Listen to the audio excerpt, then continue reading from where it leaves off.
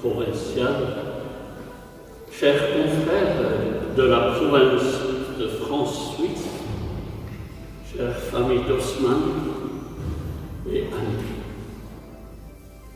au nom de l'administration générale et au nom de toute la congrégation des missionnaires du Sacré-Cœur, nous voulons nous joindre à vous en ces moments où nous rendons grâce à Dieu pour la vie et la mission de notre cher et mémorable Père Raymond Haussmann. Nous exprimons en même temps nos condoléances à chacun d'entre vous pour son retour à la maison du Père. Le dévouement et le service missionnaire dont le Père Raymond Haussmann a fait preuve durant sa vie pour le bien de toute la congrégation des missionnaires du Sacré-Cœur à travers le monde sont connus et appréciés de nous tous. Le Père Raymond Haussmann est et restera affectueusement dans la mémoire de nombreux missionnaires du Sacré-Cœur et d'autres personnes qui l'ont connu et qui ont même travaillé avec lui dans les différents services qu'il avait dans notre congrégation. Nous remercions Dieu pour son témoignage missionnaire et nous sommes sûrs qu'il jouit maintenant de la pleine présence du Christ ressuscité. Le Père Haussmann continuera à accompagner notre mission depuis le ciel. In corde Jesu, Mario Absalom Alvarado Toa, missionnaire du Sacré-Cœur, supérieur général. Alléluia, Alléluia, Alléluia, Alléluia, Alléluia.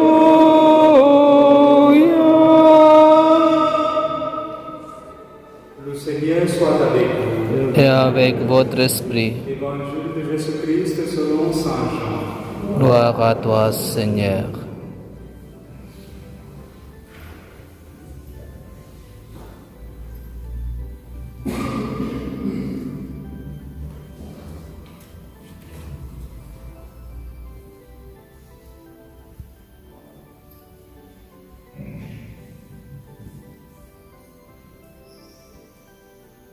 Moi, je suis la porte des brebis.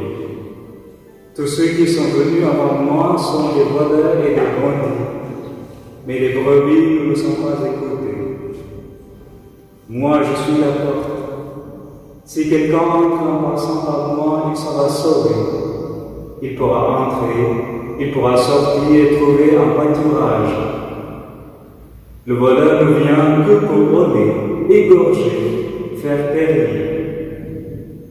Moi, je suis venu pour que les brebis aient la vie en abondance. Moi, je suis le bon pasteur, le vrai berger, qui donne sa vie pour ses brebis. Acclamons la parole de Dieu. Louange à toi, Seigneur Jésus.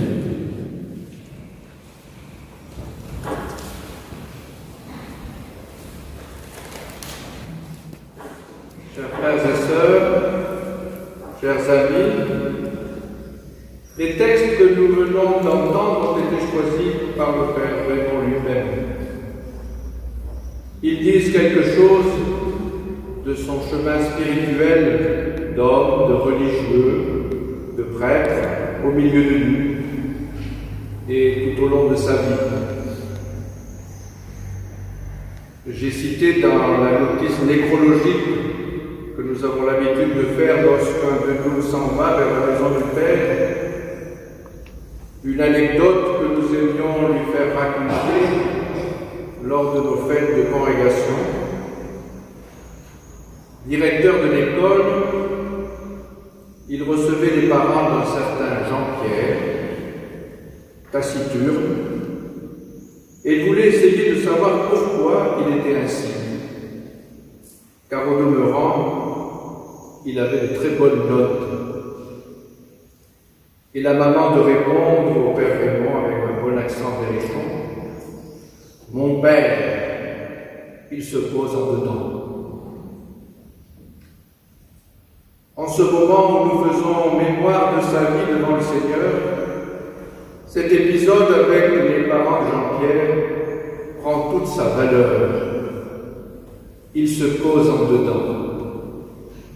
C'est sans doute le secret de la vie de notre frère, le Père Raymond.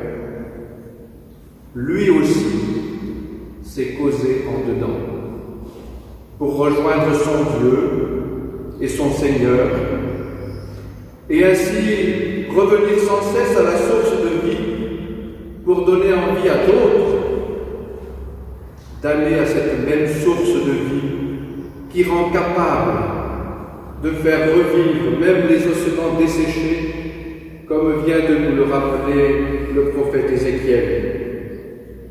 C'est l'Esprit du Dieu vivant qui nous fait exister et nous rend capables d'aimer et d'être aimés.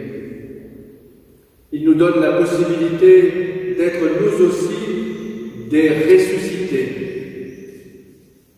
Telle est notre espérance, l'espérance des chrétiens en cette vie présente déjà, mais aussi par-delà la mort. C'est ce que nous croyons. Bien avant que le pape François nous dise que le pasteur doit sentir l'odeur des brebis, en être porteur, en être pénétré, le Père Raymond lui-même en avait l'expérience. C'est sans nul doute la raison de son choix de l'évangile du bon pasteur. Il est capable de se dépasser pour apporter la vie à la brebis blessée. Il est capable de faire tous les pas nécessaires pour aller à la recherche de la brebis perdue. Le grand secret de cette vie pastorale se trouve dans la lettre aux Corinthiens, la deuxième lecture que nous avons entendue. Ce qui prime par-dessus tout, c'est l'amour. Vous le savez comme moi, le Père Raymond aimait dire au soir de sa vie, ce qui comptera, c'est d'avoir aimé. C'est uniquement là-dessus, aimait-il rappeler, que nous serons jugés. Et dans le sillage de Paul VI, il reprenait volontiers son adage « Notre monde a davantage besoin de témoins que de théoriciens. » Le témoin de l'amour agit. Il sait être proche, bienveillant, attentif aux besoins de la personne.